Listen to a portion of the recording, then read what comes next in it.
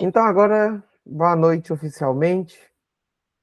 Nós vamos fazer aí mais um capítulo do livro que a gente está estudando, que é o Suicídio, Fatores Inconscientes e Aspectos Socioculturais, uma introdução, do professor Cassol.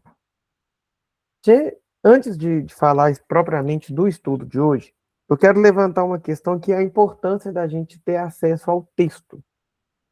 Porque é diferente quando a gente que está organizando um grupo de estudo, a gente lê, faz as interpretações, pega as temáticas e traz para a discussão. Mas quando, dentro da formação mesmo, que eu acredito ser contínua do analista, a gente está diante do texto e a gente se coloca ali diante do autor, do pensamento dele, a gente aprofunda muito mais naquele conhecimento. Então, por favor, tenham acesso ao texto que a gente vai ler para que isso seja mais produtivo. No encontro passado, a gente falava sobre os tipos de suicídio. E nós começamos a refletir que quando a gente pensa em suicídio, vários fatores compõem esse evento, nessa busca da morte de si mesmo, mas que a gente começa a entender que nós não buscamos dentro do pensamento do suicídio, apenas uma morte total daquilo que somos. Mas a gente vê que queremos, no fundo, uma morte parcial daquilo que somos. Então, nós vimos fatores inconscientes que vão ali nos retratar dentro do pensamento do suicídio, os fatores que são conscientes, fatores internos e fatores externos. E aí, quando a gente está diante de um paciente, se a gente tem esse entendimento dessa formação do pensamento suicida, a gente consegue fazer uma intervenção e uma escuta mais qualificada. Então, escutou um pensamento suicida, um sofrimento que chega a alcançar a zona do insuportável, nós precisamos pensar como que se forma naquele sujeito esse pensamento suicida, para a gente também conseguir saber fazer os direcionamentos quando for o caso, tá? Hoje a gente vai entrar em um assunto que é a parte social. O próprio título do livro já fala dos aspectos socioculturais. E eu acredito que esse seja um capítulo muito importante para a gente repensar aonde a gente está, que ambiente nos formou, qual ambiente a gente forma. É um capítulo que tira o sujeito analisando e analista do setting, do consultório, da relação dual. E pega esse sujeito, introduz ele no mundo e fala que mundo é esse que ele está introduzido. Como esse mundo afeta suas relações e sua forma de constituição de sujeito. Como que esse sociocultural pode interferir nas relações que eu tenho comigo mesmo a partir dos fatores internos e dos fatores externos que me moldam ou que me provocam no cotidiano. Dentro desse pensamento, o professor Cassola ele começa a falar que, tal como as pessoas, as sociedades também nascem, crescem, se desenvolvem, evoluem e morrem. Só que nós percebemos isso desde quando a gente está lá na escola, estudando, nas aulas de história.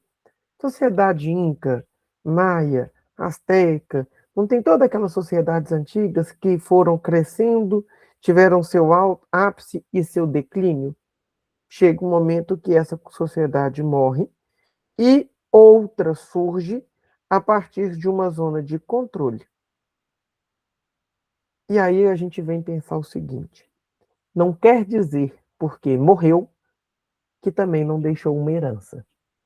E a gente vê que essas sociedades que morrem, elas deixam uma herança na nossa cultura. E a sua histórica não diminui porque morreram, mas nos mostram como se dá a formação de quem somos hoje bebendo da fonte daqueles que o pensamento se organizou para que hoje fosse possível eu estar nesse mundo, ser como sou a partir da formação que eu tenho.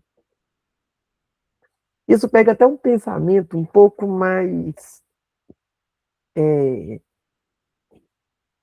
Como é que chama, gente? Da psicologia sistêmica, né?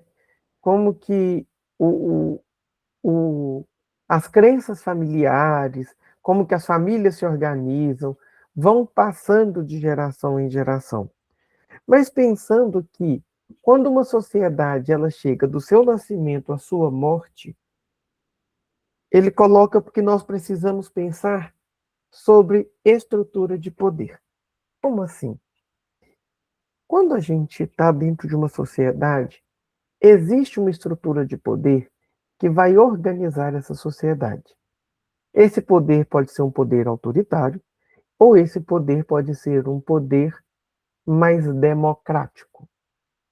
O que se dá é que nesta sociedade, às vezes os conceitos se corrompem a partir da sua prática.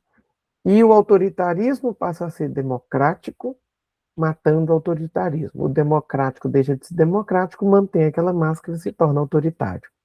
E o que a gente faz com isso? A gente vive. Então, ele começa falando que quando a gente tem fatores externos que se tornam muito fortes, a ponto de se dizer invencível, e as forças internas que nós temos enquanto indivíduo já estão mais fragilizadas,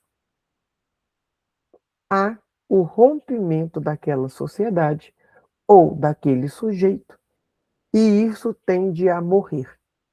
Como que a gente vê isso?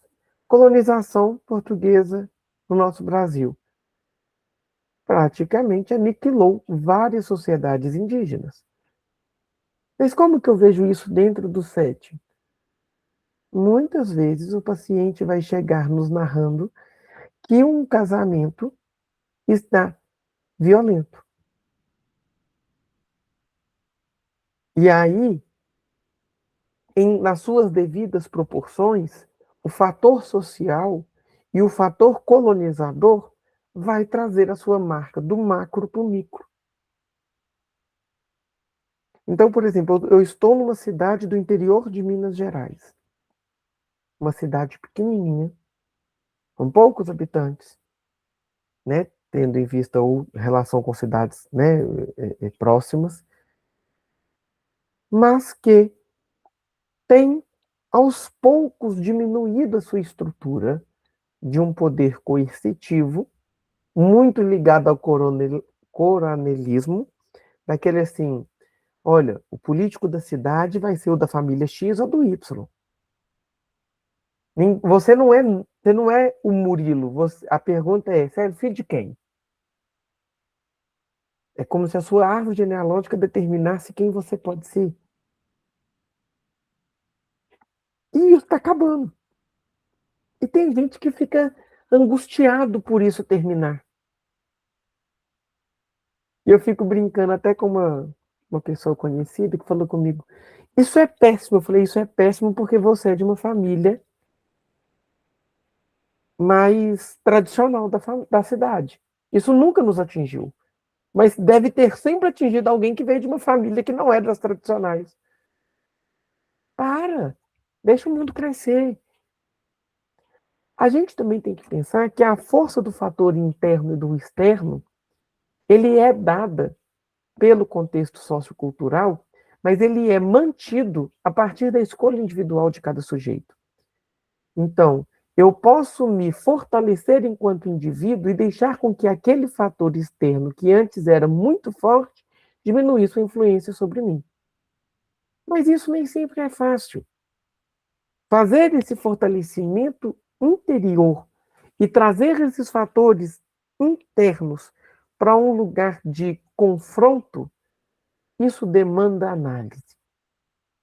Porque os meus pontos de fragilidade, eles foram construídos ao longo de toda a minha vida. E ele não vai dissolver num momento mágico e nem em uma sessão. Porque tal como se deu a sua construção ao longo da minha vida, eu preciso dar espaço para a sua desconstrução.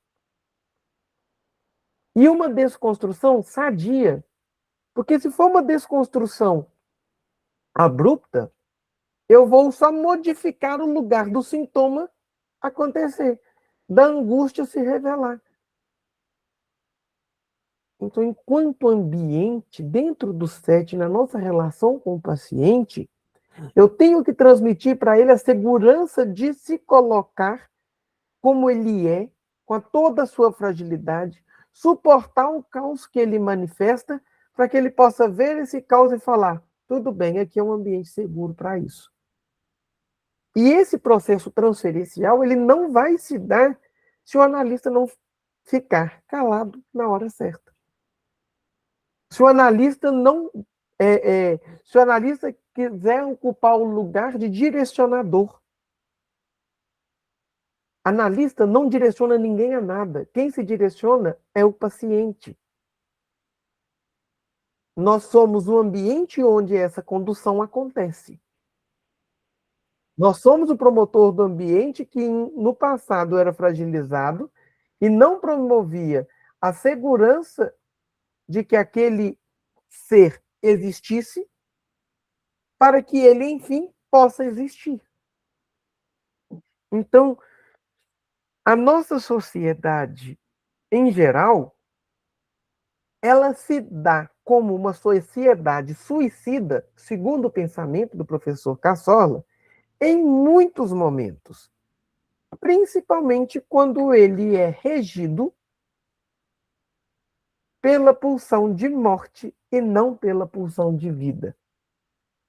Mas como que a gente observa isso num contexto sociocultural? Olhemos para a nossa história e olhemos para os nossos, as autoridades em geral. Ele tem uma frase que está assim: em raríssimos momentos da história, suas lideranças lutaram por justiça social e desenvolvimento pleno da cidadania. Nesses países, o extermínio da vida e o suicídio parcial do país tem sido rotina. Vamos traduzir isso para exemplificar. Quando os nossos poderes políticos não colocam como uma prerrogativa de melhoria do ambiente do país, vamos dizer assim, do contexto sociocultural, uma justiça social, a gente continua numa sociedade muito estruturada entre rico e pobre, entre acesso à saúde e não acesso à saúde, acesso à educação e fingimento de acesso à educação. Mas quando a gente fala de justiça social, a gente consegue trazer um acesso mais igualitário do direito de cada cidadão. E como que isso vai ser enfrentado e observado por nós na clínica? Eu tenho, dentro da minha agenda de pacientes, vagas que eu separo para valor social. A minha consulta é X, a sessão minha de análise é X. Para essas pessoas que eu tenho valor social, o valor é acordado. Pode ser R$ 2, mas ele é acordado, ele não é de graça. Não tem importância, eu tenho uma cota que eu tiro para isso. E muitas vezes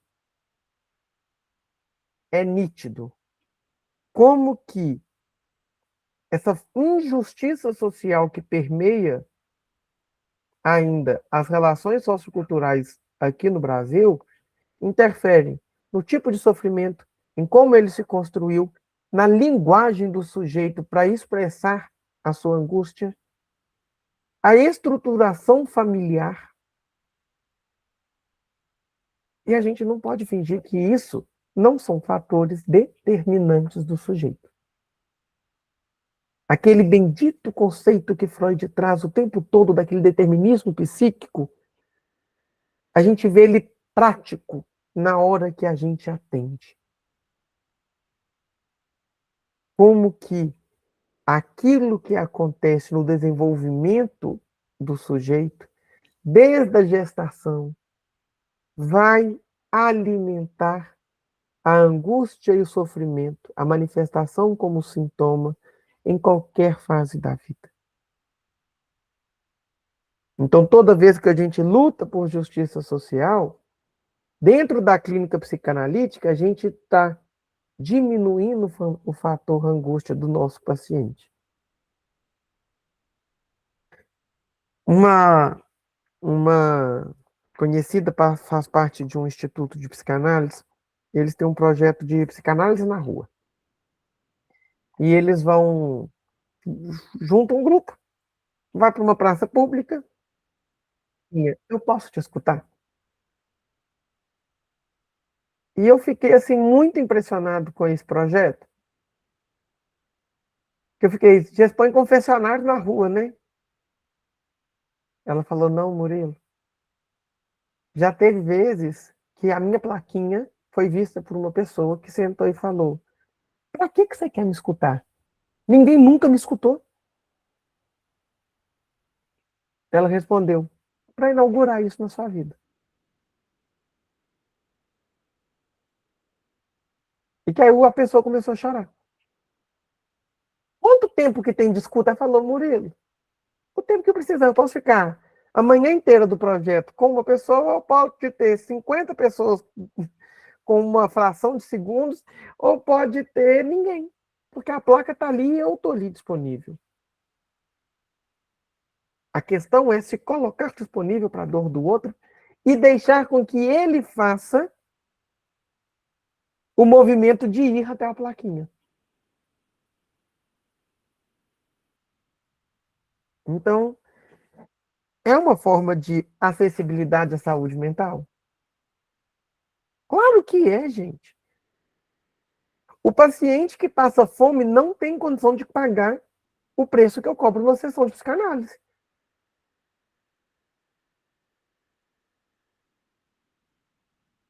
Ah, Murilo, mas eu não posso te dar R$ 30 por sessão. Eu sei que não, R$ 120 para quem tem 4 filhos e vive de Bolsa Família? Não tem mesmo, não. Ah, é? É, então por quanto que você pode pagar? Ah, Murilo, eu tenho vergonha de falar. Eu falei, eu não estou tendo de conversar.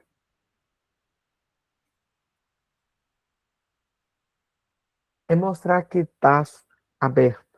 Eu não estou falando que ninguém tem que fazer isso, tá, gente? Eu estou falando que quando a gente se coloca nessa posição, a gente está mudando a nossa sociedade e a cultura. Porque quando as pessoas olham para a gente e falam, é psicanalista? Tratamento demorado e caro. Vocês nunca ouviram isso? Porque eu já várias vezes. E aí eu falo, não sei com qual analista. Porque eu tenho prazer quando eu dou alta para um paciente e chega o final da análise dele. E isso aí é assunto lá para a formação em psicanálise de cada um. Porque o final do processo analítico não é o final da análise. O final da análise eu acho que ele se dá quando a gente morre. Porque tem coisas que reverberam em mim de sessões do meu analista anterior de 4 ou 5 anos atrás. Eu falo, bendita intervenção que até hoje não engoliu. Aquela análise ainda está viva em mim. Depois a gente tem que pensar que não existe psicanálise descontextualizada. E nem Freud quis fazer isso. Então a gente tem que colocar uma psicanálise pé no chão, porque se eu chegar também em uma em uma oportunidade, tá? Que eu estou escutando um sujeito em sofrimento, com tendência suicida, e eu só tenho silêncio a oferecer, eu posso estar aumentando a angústia dele. E ele vai sair do meu consultório e ele vai cometer o ato suicida.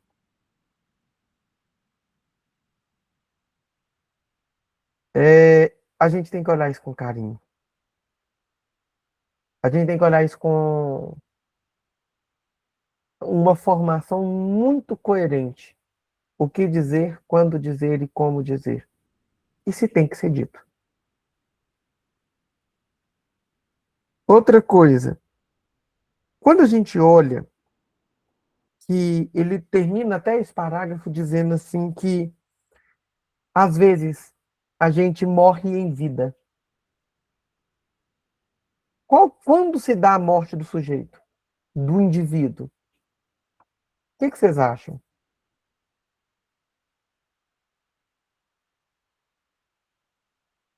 Quando o coração para?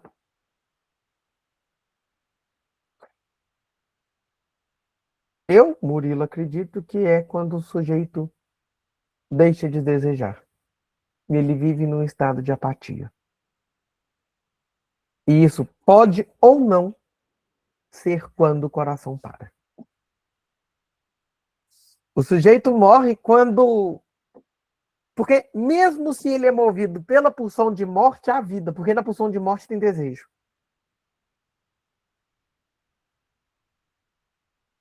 Mas, quando ele deixa de ser um ser que deseja, ele está morto. O paciente suicida, ele tem desejo, nem que seja o de morrer, mas tem algo que o move. Então, se eu conheço o que alimenta o desejo da morte, a partir do espaço que eu vou dar para que ele exista, eu consigo fazer a interferência, a intervenção adequada. Então a gente precisa de olhar para isso tudo. Outra coisa, todo mundo que vai me escutar sabe como que faz para morrer. Gente, morrer é fácil. A vida é frágil. E sim, a gente sabe como morrer. Olha que provocação, né? A questão é, sabendo quando, como morre, é difícil se matar.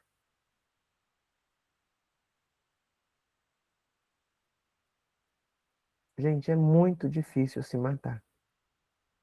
Porque você não mata um corpo, você mata um indivíduo. Até o suicida tem dificuldade de se matar. Por quê? Ele coloca essa justificativa para a gente. Há sempre vida em potencial no sujeito e possibilidades de renascimento até das cinzas. Pulsão de vida, ela nunca vai chegar ao limite do zero. Pode ficar lá no 1, mas no zero não. E é por isso que a gente é analista, porque a gente acredita nisso. É possível injetar desejo nas pessoas. É possível proporcionar um ambiente saudável para que ela se desenvolva. É possível ela olhar para si mesma e se reconstruir, indiferente de como que foi a formação daquele sujeito. Ele pode renascer. É, eu tenho uma paciente que um dia ela usou uma expressão muito legal. Ela chegou e passou. Ela teve uma depressão assim muito severa durante 6 meses. Uma depressão severa assim que eu falei, não sei se eu vou dar conta de atender porque parece que tudo que eu toda semana não tem mudança na hora que ela chega aqui. E um dia eu com esse pensamento, né? Ela mandou ela falou uma coisa que mexeu comigo. Ela falou: eu não sei se eu acredito em reencarnação, mas que eu encarnei na minha própria vida, hoje eu reencarnei. Pela primeira vez eu tô vendo que eu consigo sair desse escuro que eu tava. Eu renasci na própria vida que eu já tô.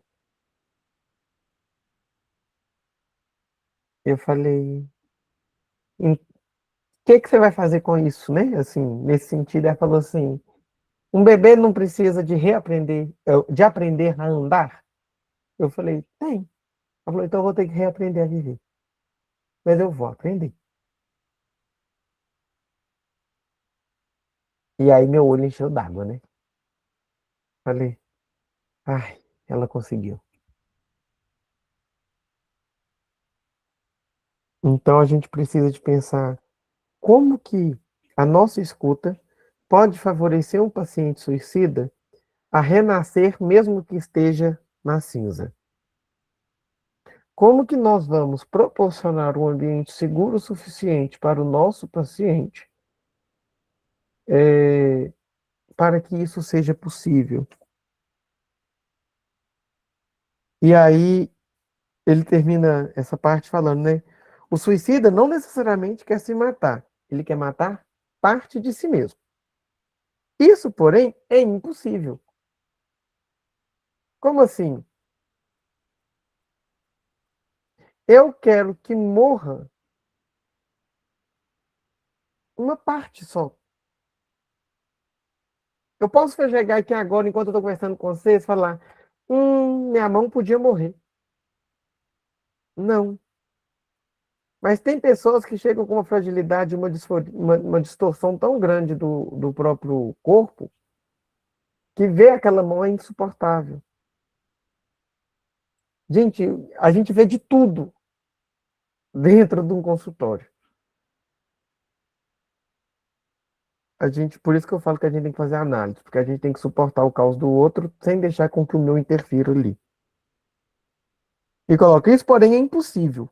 E ele, como por engano, acaba se matando e morrendo por inteiro.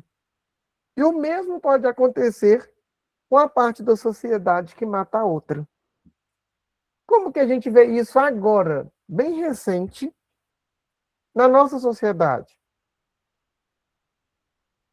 Guerra. O que a guerra faz? Por causa de um pensamento, de um contexto geral, normalmente econômico, faz-se uma guerra, mas parte de si morre. Vi um vídeo hoje na internet, é, esses vídeos aleatórios, né, que vem aparecendo é, sobre a Segunda Guerra Mundial, onde os Estados Unidos jogou muitos corpos no mar. E todo um rito, uma cerimônia militar para isso e tal. Falei, gente, isso não diminui o fato da pessoa ter morrido. Isso não muda nada. E como que nós vamos olhar para isso com doçura, com carinho mesmo, sabe? Porque passou muito tempo. 1945 acaba é a guerra. Nós estamos em 2026 e a gente ainda continua matando parte de nós mesmos a partir do momento que a gente mata parte da nossa sociedade. Ah, mas a guerra é um exemplo muito distante do Brasil. Ok. Eu mato meu relacionamento toda hora que eu não dialogo. Eu mato minha relação com meu filho toda vez que eu não deixo ele ser quem ele é. Eu mato a relação da amizade quando eu começo a silenciar meu pensamento porque eu não tenho espaço para que ele exista de forma saudável. E não é suicídio de uma relação? Não é uma forma de suicídio social? E isso não vai cair na nossa clínica? Claro que vai.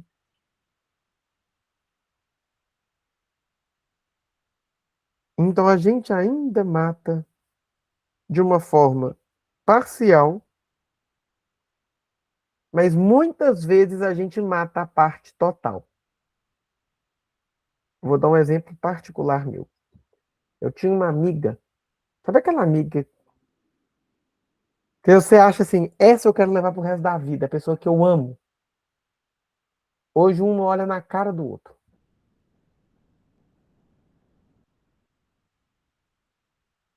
Eu continuo amando a pessoa muito, muito mesmo, mas por um evento muito pesado, matou-se a relação. Eu continuo existindo aqui, ela continua existindo lá, tem afeto, mas morreu-se a relação. E um dia eu cheguei à conclusão que amor não basta sempre. Tem outras coisas que precisam sustentar uma relação, que não seja só amor. Porque em nome do amor, eu não tenho o direito de aceitar qualquer coisa. E nem ela. E a maturidade está nisso, talvez, em entender que, por mais que existisse amor, não existia algo bom.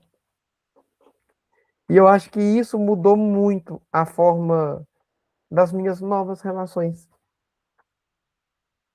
E a pergunta que a gente se faz é se a gente consegue se dar a oportunidade de pensar e repensar esse contexto. Quando a gente mata ou morre algo, o que que de fato morre?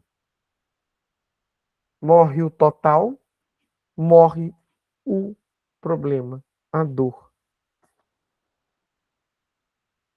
O João Batista até colocou aqui, olha.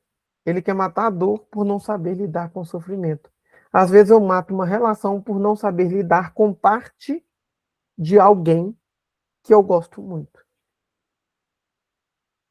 E isso fala tanto da fragilidade minha, quanto da fragilidade da relação, quanto da fragilidade do outro. Isso vai cair no nosso ambiente analítico. Entra muito naquele pensamento que a gente falava na semana passada do suicídio inconsciente do fumante, da pessoa que tem uma compulsão. Ela sabe que faz mal. Ela sabe que aquilo está destruindo a saúde dela, mas ela não para. É uma amizade que eu gosto da pessoa, me faz mal e eu continuo, é a prova viva de que amor não basta, porque eu estou me matando dentro da relação. Não é falta de amor, é autopreservação. E não quer dizer que eu ou o outro está certo, é o que eu suporto. E às vezes, gente, isso vai delimitar a qualidade da vida que a gente leva, tal como é possível. E talvez a gente, dentro do ambiente analítico, vai proporcionar essa reflexão para o nosso paciente.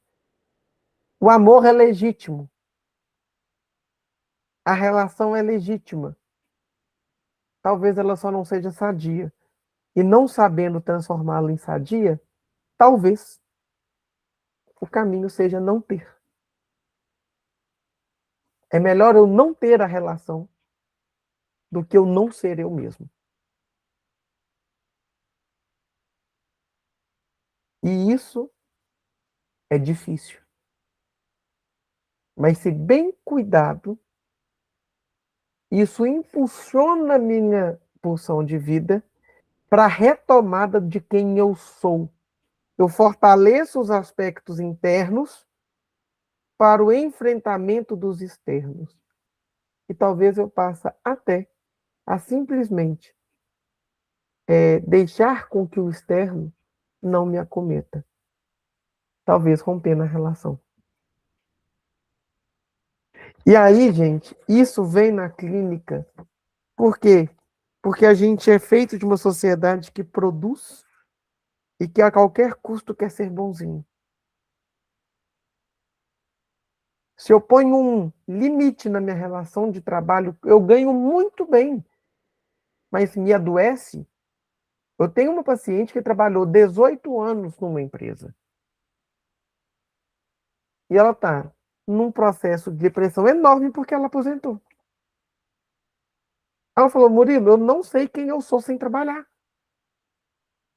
A única coisa que eu faço desde os 10 anos de idade é trabalhar. Eu fui obrigada a aposentar. O que que eu faço?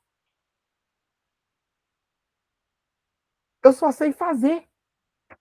E assim, desesperada, porque ela aposentou.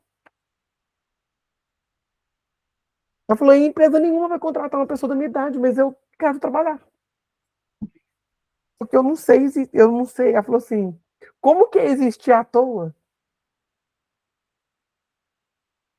Na hora que ela usou essa pergunta, eu falei, trabalhou a vida inteira, mas existir é trabalhar. Será que a gente se resume só à função que a gente exerce?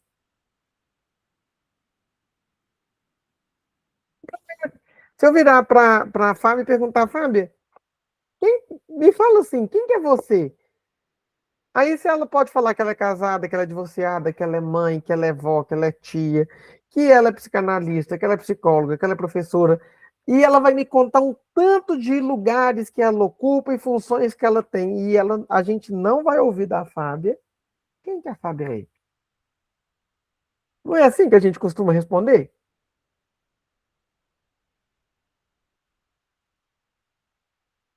Se alguém virar para mim e falar assim, Murilo, quem que você é? A primeira coisa que eu vou falar, sou analista.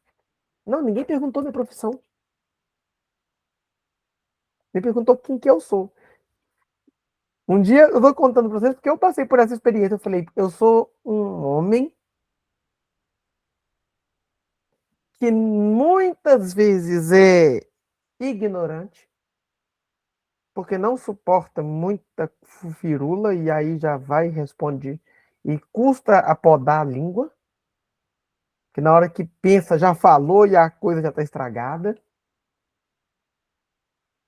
É um homem que tem gostos que socialmente não são para homens, porque eu detesto futebol.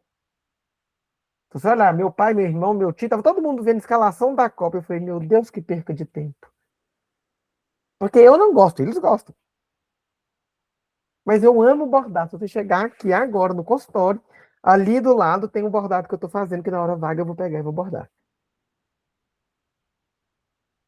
Isso é quem Murilo é. Profissionalmente eu sou analista. E aí a gente vai para essa sociedade. Quem a nossa sociedade é? Se não fosse pelo que produz. Se depois da Revolução Industrial a gente só é o que a gente produz. Se a gente passa a ser gente depois que a gente tem uma função. Que a criança, por vezes, nem pôde ser criança porque ela era mão de obra barata. E hoje que a criança, pela lei, não pode trabalhar, ela só pode ter vontade quando? Quando você pagar suas contas e estiver na casa, que casa do meu jeito, só eu que mando. E a gente não tem diálogo. Gandhi tem uma frase no processo da independência da Índia que fala que olho por olho resulta em sociedade cega. E ele traz esse pensamento. Será que a forma de estruturação da nossa sociedade ainda está no olho por olho? Talvez. No ambiente analítico, eu fui lá e marquei uma consulta com a Andrea. A Andrea vai me atender. Eu fiz a sessão e não te paguei, Andrea. Semana que vem eu vou marcar e eu não vou te pagar de novo. Qual que vai ser a vontade da Andrea? A primeira vontade da Andrea, no olho por olho. Talvez eu não me atender mais. E se eu sair do olho por olho? Qual que é a relação daquele paciente com o dinheiro?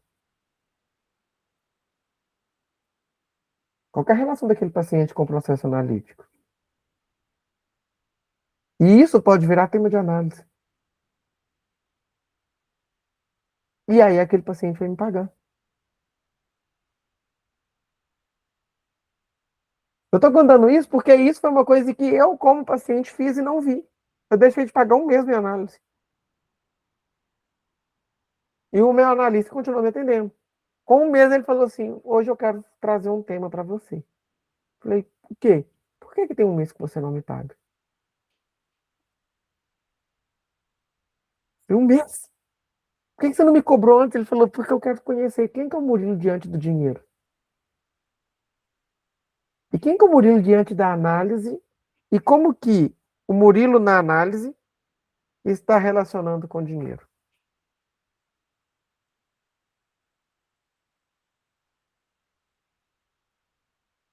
Então a gente precisa é, olhar para isso com carinho. E lembrar que dentro do ambiente de análise existem duas pessoas. E que a gente não é Deus, a gente é só o analista. Depois, é, ele vai começando então a fazer essa comparação do modelo de enxergar a sociedade suicida, trazendo para a clínica psicanalítica assim. De acordo com o modelo adotado aqui, derivado de uma visão psicanalítica, os impulsos destrutivos, que se tornam mais ou menos intensos diante de frustrações maiores ou menores, têm de ser neutralizados ou desviados, para que não se torne autodestrutivo, tanto no indivíduo como na sociedade. Eu achei isso muito legal. Porque nessa frase ele me bugou a cabeça. Concorda que no impulso destrutivo há uma frustração intrínseca?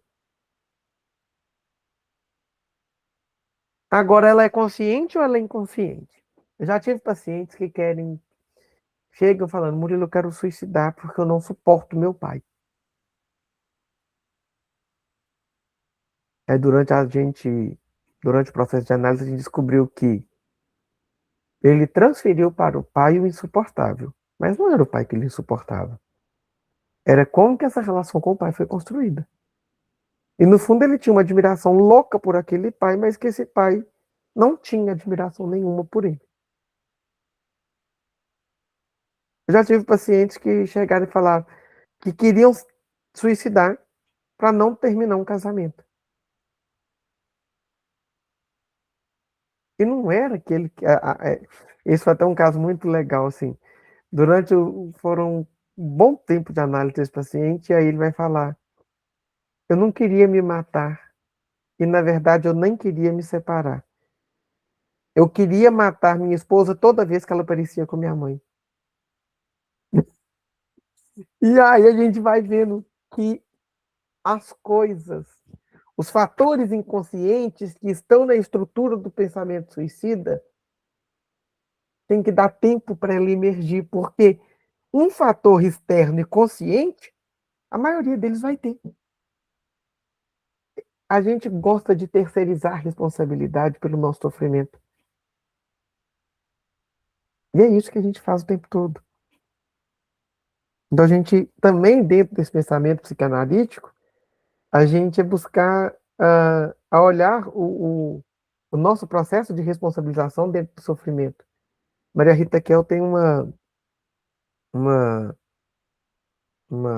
um trecho na internet, ou até há mais tempo eu republiquei ele.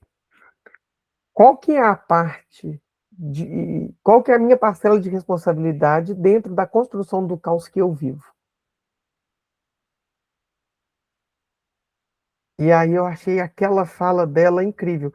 Se eu achar, eu vou mandar lá no grupo para vocês verem. Porque eu repostei no Instagram já tem mais tempo, mas eu posso mandar o link. Porque eu acho que cabe muito. Cabe. Murilo, você Oi, aproveita e manda seu Instagram também? mando, mando sim. Porque eu acho que a gente entra muito nisso. Eu tô fazendo uma série de postagens agora no mês de maio. Eu não gosto de gravar vídeo não, tá, gente? Eu gosto de fazer isso aqui, ó. Tá gravando vídeo pra internet, eu não tenho muita paciência pra isso não. Deixa isso aí pra Jade. E dentro disso, é, eu fiz uma série de postagens sobre maternidade. Eu tô recebendo mensagens no particular assim. Nossa, precisava de uma postagem dessa? Agora marca uma sessão. Eu recebi sobre uma postagem sobre trabalho. Eu recebi uma mensagem no WhatsApp assim: você provocou uma sessão de análise a mais na semana, vou te mandar a conta. Gente, psicanálise é repensar a própria existência o tempo todo. Tô aqui procurando esse videozinho.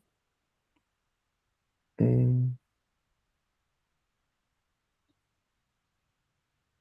eu acho que eu achei ele aqui. Tô mandando aí para vocês, tá? Mas tá no meu Instagram, eu acho que vocês vão gostar. Tá nesse Instagram aí. Eu vou mandar o link do Instagram, que aí todo mundo já pode ver. Mas enfim, pra gente continuar aqui. hum, Murilo, me envia Olha, o lado dos associados, por favor. envio Obrigada. de nada.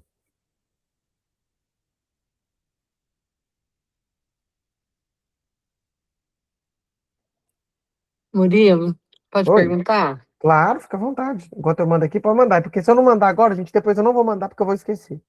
Também esqueço. Pode falar. Durante esse tempo, né, que você atende, já teve algum paciente que suicidou? Teve, teve sim. Tá. É, e quando chega alguém assim, já falando em suicídio, dependendo, você já encaminha para um psiquiatra e já indica uma internação? Não. Primeiro, pensamento suicida e o planejamento suicida ele vai ter que ser diferenciado. Eu já tive pacientes que falaram, eu quero muito suicidar. E, e a gente trabalhou esse pensamento suicida. E eu já tive pacientes que falou assim, na hora que eu sair daqui, na minha casa já tá com a corda que eu vou me enforcar. Esse paciente eu não posso deixar sair dali. Tá. Então, existe toda até uma questão, eu acho que de afinar nossa escuta. Mas eu vou te contar um caso agora, recente. Eu tinha uma paciente dependente química e ela suicidou e faleceu. E aquilo eu fiquei péssimo. Porque o primeiro pensamento foi, nossa, que fracasso de analista. Depois eu vim, não, eu não fracassei como analista. Gente, eu peguei o prontuário dela, eu revi todas as minhas anotações. Porque ela já era suicida, inconsciente, desde a primeira vez que ela cheirou uma cocaína.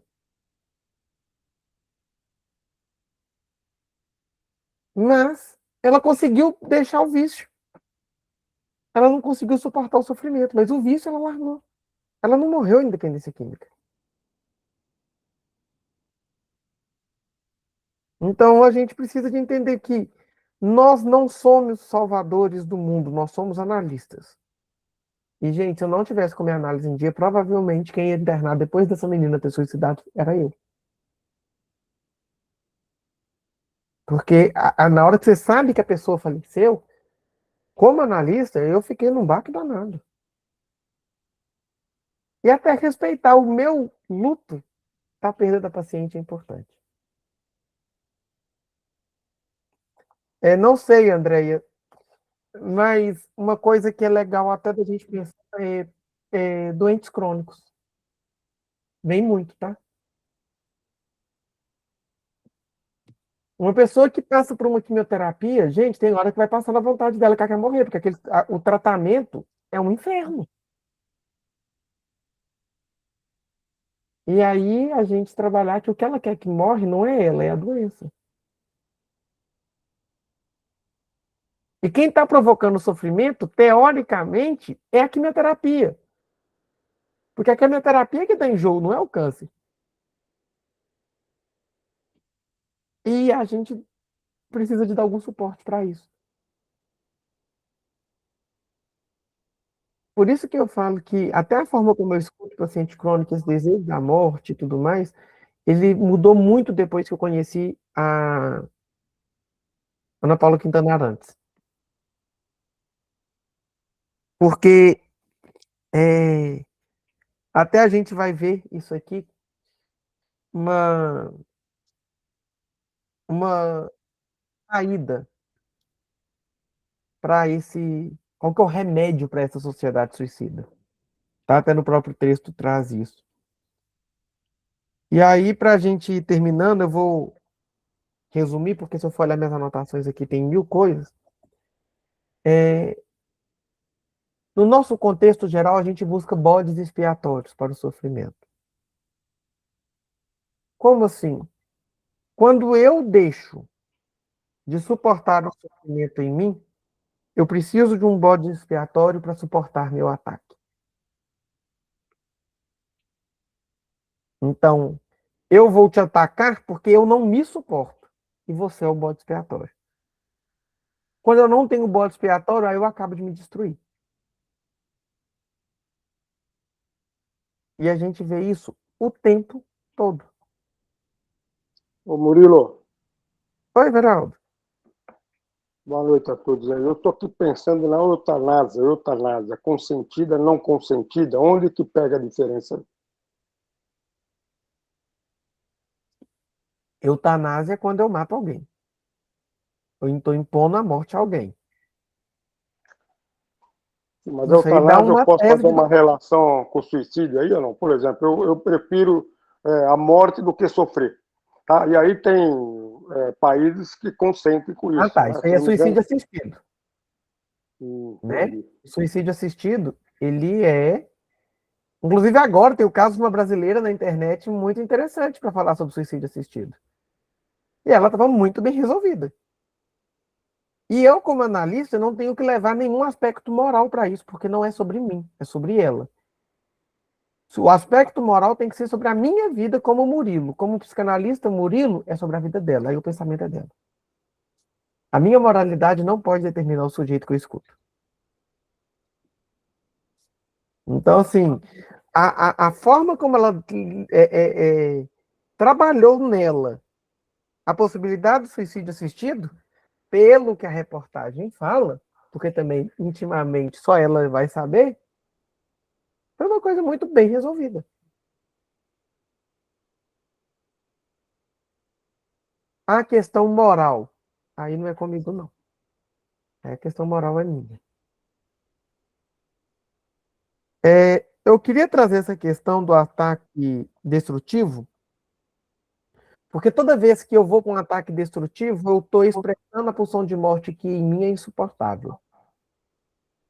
Tem hora que a gente vai ser o alvo do ataque do paciente, tá, gente? Estejam preparados para suportar o ataque do outro, entendendo que isso é um processo da transferência e não tem nada a ver sobre mim. Eu já tive paciente que falou que, graças a Deus, que a análise era online porque ele queria me atropelar ou me matar. Eu já tive paciente que falou que nunca mais queria ver minha cara e na outra semana chegou aqui confirmou a sessão. Porque não era sobre mim. É sobre quem a transferência me colocou naquele lugar. E se eu me colocar de ofendido, eu nunca vou suportar o lugar do ataque do meu paciente. E eu fico tão feliz quando ele me ataca. Quer dizer, a transferência aconteceu.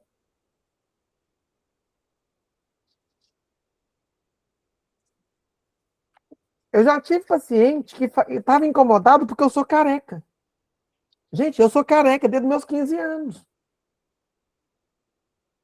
Mas porque o pai dela era careca. E ela falava, deixa esse cabelo crescer, você fica horroroso. Tá bom. Ela já achou ruim com o meu cabelo, com minha barba, com meu óculos. E tá bom, e ela volta toda semana. Gente, deixa ela me atacar. Uma hora ela vai entender que, no fundo, ela tá falando comigo o que ela sonhou em falar com o pai dela e nunca pôde. No fundo, ela tá falando assim, Murilo, vai se cuidar melhor, que o que ela sempre sonhou em falar com o pai dela. Que para ela é um semideus, para todo mundo, mas que não se cuida. É uma pessoa perfeita para o mundo inteiro, menos para ele mesmo, e isso consome ela. E aí, se eu chegar para o João Batista e falar, João Batista, você é um péssimo analista. O João Batista pode nunca mais querer ver minha cara dentro do sétimo. Ou ele pode falar, tudo bem. O que mais que você acha de mim? Gente, não vai ter uma qualidade. Assim, vai descamar o João Batista. E o João Batista só vai levar isso pro coração dele se ele estiver muito despreparado para poder ouvir o processo de transferência. Alguém aí já foi atacado por um paciente? Nesse sentido? Dessa externalização?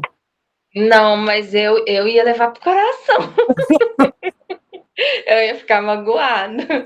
Porque, Então vai tipo fazer assim, análise, viu? não, mas é porque assim, a gente quer ajudar, entendeu? Assim, aí Analista a não gente ajuda. ajuda, uai, Não, se ele melhora, não, ele nós estamos lá analisa. pra isso. Hã? Fábia, você já atende? Hã? Você já atende? Eu atendo, Que graças a Deus perfeito. só tem Que bom. coisas Tomara que positivas. venha um paciente que te tira totalmente da zona de conforto. Não, teve uma, lembra que eu te contei? Que Mas não eu foi quero uma agradável. que. Então, mas eu quero muito que seja um insistente. Aquele neurótico que fala assim: eu vou acabar com a minha psicanalista. Nossa, obrigada. Sabe por quê? Porque eu nunca dei importância dentro do tripé para supervisão. Até o dia que eu tive esse paciente. Porque eu tinha vontade de avançar nesse paciente, eu não podia, porque era online. Porque se fosse presencial, provavelmente eu já tinha feito isso. De tanto que eu odiava atender esse paciente. Gente, eu odiava. E só na. Olha, eu não entendi isso eu não consegui entender isso na minha análise pessoal, porque essa eu nunca deixei de fazer. Eu só fui entender isso na supervisão. A supervisão, ela faz parte do tripé. E talvez do tripé seja que a gente menos dá importância. Então, assim, tomara que faça isso com você, porque foi a grande virada de chave da minha vida, foi profissional, foi ouvir esse paciente que eu continuo não gostando dele. Continuo não gostando de atender ele. E tem 1 ano e meio que eu não gosto de atender ele, mas ele tá aqui toda semana. Nossa, Mas é porque não é sobre ele, era sobre mim. Ele é não isso que eu tinha ia falar. nada. É você, Ele meu não tinha nada com isso. pet. Mas a raiva era minha, que eu que estava sentindo. Tem paciente que você olha e fala assim, não é possível que você é tão burro. Que é tão óbvio na sua cara o que você tem que fazer de sua vida. Quem que sou eu para saber o que ele vai fazer da vida dele, gente? Quando eu saí do lugar de querer ajudar para ser o lugar do analista, a análise dele transcorreu. Ajudar quem tem que ajudar ele é a família dele, o amigo dele, e ele pode também não querer ajuda, ele quer análise.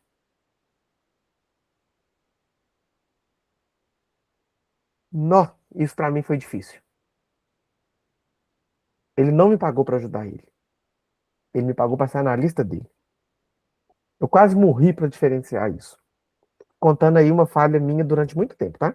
Mas é porque realmente é difícil mesmo, porque assim, independente, nós estamos lá para, né, analisar ele e tal. Mas de certa forma, isso ajuda. Não, não Posso te deixa dar uma de ajudar. sugestão? Ah, pode. Porque eu gostaria de ter recebido essa sugestão. Hum, pode. Saiba bem forte para você o que é psicanálise. O dia que eu soube o que a psicanálise faz, eu saí do lugar de ajudar os outros. E eu não vou te dar essa resposta porque, claro que eu sei que você já anotou aí que uma hora você vai pegar porque você não vai aguentar ficar sem resposta. E eu acho isso lindo. Foi um grande diferencial para mim e talvez foi uma falha na minha formação como analista não ter isso bem demarcado. Não ser o lugar de quem ajuda. Se eu tivesse no lugar de quem ajuda, quando a minha paciente suicidou, eu ia morrer junto. Não era sobre mim. E eu não fracassei como analista. E eu só tenho certeza disso porque eu sei meu lugar. E aí, para a gente terminar, porque nós já estamos atrasados, o professor Cassola conta que o grande remédio para uma sociedade suicida é uma sociedade humanizada. E que a gente vai olhar isso pela capacidade de rir. Pela capacidade de rir até de si mesmo. A capacidade de viver uma vida humana. Não sendo máquina e não sendo bicho. sendo apenas humanos. Então, sim, é uma leitura que eu gostaria muito que todo mundo fizesse. Por quê?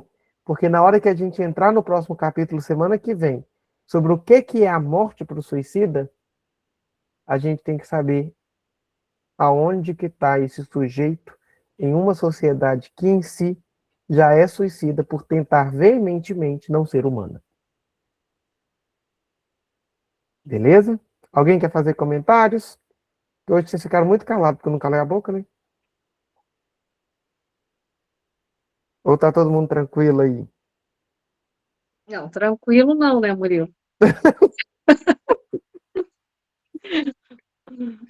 O id, o ego e o superego estão se gladiando aqui, o Tico e o Teco tá. Mas, assim, trouxe pontos, eu anotei pontos para mim, né? De entendimento, de olhar para dentro de mim, de me enxergar, de achar as minhas responsabilidades, o que é meu, né? O que foi que, o que foram os meus erros e também eu tenho uma coisa que você falou aí, né, nas relações, sobre a importância de entender quando elas te ferem, né, quando elas é o basta, algo assim que você falou. E eu tenho muito isso comigo, né?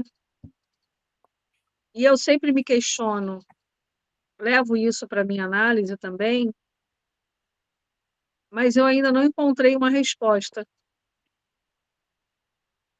Ainda não tive uma resposta. Não consigo compreender completamente, porque é como se fosse um estado em que eu saio da relação e parece que eu nunca vivi a relação. Ela não tem ódio, mas ela tem o resquício do amor. Mas, ao mesmo tempo, eu não tenho a vontade de estar junto. Então isso acontece, já aconteceu com familiares até. Isso é algo que eu fico pensando, né, que eu me questiono, que eu me coloco ali, mas eu ainda não tive uma resposta. E eu vou Acho que te eu busco contar uma uma coisa. resposta de um analista, ainda não consegui. Eu vou te contar uma coisa. Eu também sou assim. E te Eu me digo mais. identifiquei quando você falou, né. Eu te digo mais. Eu ainda sou aquele tipo de pessoa que ainda falaria assim: você não merece nem meu ódio. Porque o meu desprezo é a minha vingança. E é uma coisa que eu luto todos os dias. Porque eu só me descobri vingativo e rancoroso quando eu passei a entender que essa minha falsa. Como é que eu vou te falar? Insensibilidade. Porque eu me colocava como insensível nesse sentido, assim, positivo.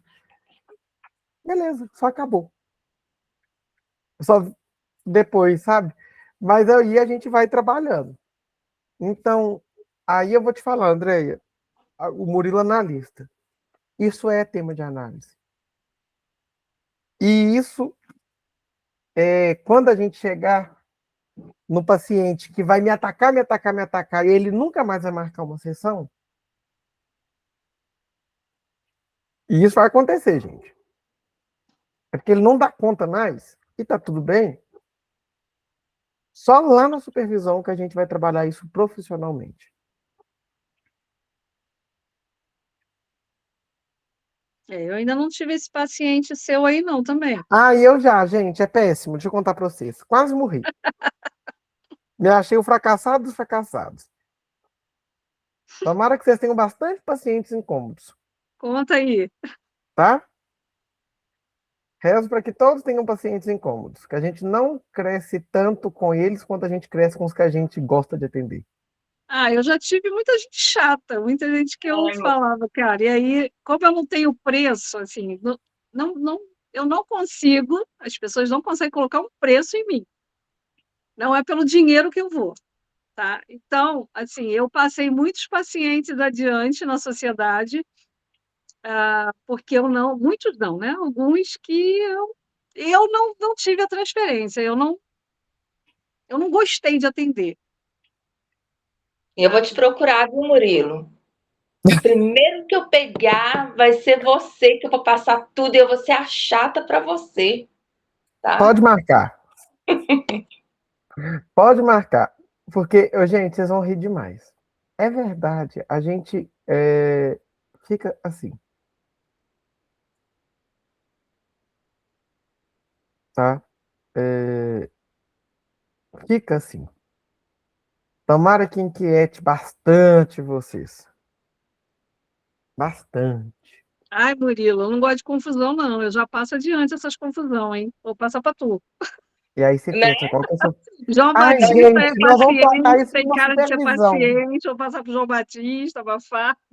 Nós vamos Eu vou achar... ficar de pirraça só para me poder todo dia ligar para o Murilo. Aí, tá vendo? Agora você me aguenta, viu? Pode Você acha deixar que eu Hoje, vou fazer uma... a última foi uma na França. Ou mulher chata. Ela não me pagou, ela demorou, me enrolou, me enganou. Aí eu falei, o quê? Eu não vou partir para a terceira sessão com ela. Já cortei e fui na mãe dela, a mãe dela que me pagou. Eu falei, não quero. Garota chata. Pronto, falei. Você fez tudo o que ela queria. Parou a análise e ainda contou para a mãe dela. É porque ela responsabilizou a mãe e mandou o WhatsApp da mãe. Adulta já, bestada. Aí eu falei, é? Você Eu fez fui lá, tudo o que ela queria, Andréia. pois é, mas eu também queria me livrar dela, não aguentei. Muito, muito problema na Ai, minha cabeça, eu já tenho muita coisa para pensar. Andréia, ai, meu Deus, eu não posso falar isso aqui. Fala, fala. agora Seria um lindo caso para supervisão. Ah, Pois é, não. mas aí foi num contexto aí de meses aqui, 2 meses que eu estou aqui nesse rolê, então eu não aguentei. Não Seria um lindo aguentei. caso para supervisão, gente. Pelo menos está Pois com a é. paz, né? Não, Andréia? É Posso o dar que uma Pelo sugestão? menos está com a paz, né? eu, hein? Tem dinheiro que não Todo vale a mundo aqui pena, já não. atende? Atende? Acho que Eu não, Jennifer e Murilo. João Everaldo Batista não atende, atendem. não. Geraldo, não? Beleza. Não, não. Todo mundo aqui que atende faz supervisão? Porque pode ser o caso, então, talvez a gente pensar aí mais para frente e montar um grupo de supervisão. A gente põe um preço social aí e a gente faz um caso de supervisão.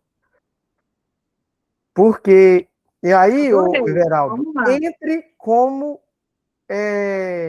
ouvinte. A gente aprende muito na supervisão só ouvindo, mesmo que o senhor não atenda. Vamos pensar nisso mais para frente? Vamos, pensa aí. A gente fala no particular para você colocar lá no grupo. Beleza. Pensa em Mas como você isso vai aí montar, só o no mês tempo, 7. tudo. Hã? Só no mês 7 que eu vou ter tempo. Até o mês 7, Isso. não. A Aí gente a vai gente marca mais elaborando para para você frente. colocar lá. Acho que todo mundo lá vai, a maioria, a gente vai precisar Que aí entender é um essa contexto diferente. supervisão. Supervisão a gente não grava. Supervisão vocês vão falar no Sim, caso que vocês atendem. É uma coisa para quem vai estar. Aqui é grupo de estudo. Aí aqui nós não estamos falando nome, nós estamos identificando paciente, tá tudo bem. Agora, supervisão não. É a hora que a gente cutuca o analista e é maravilhoso. Fábio, se prepare. vai ser eu e Fábia também, né? Não, e eu falo, viu? Eu falo. Eu não tenho esse problema, gente. Eu não tenho esse problema Gente, de falar, faço eu supervisão falo. em grupo. Eu já fiz supervisão individual e já fiz em grupo. Eu acho em grupo 200 vezes mais legal do que individual. Porque a experiência de um vai ser a visão para o outro, vai ser o entendimento. Eu acho que Eu acho é uma supervisão em troca grupo bacana fantástico. também. Beleza? Beleza, Então combinado. tá A gente bom. vai cobrar você, então. Pode cobrar. Muito obrigada. Obrigado, gente. Um abraço. Até Fantástico segunda-feira. hoje. Obrigada, viu? Tá com Tchau. você.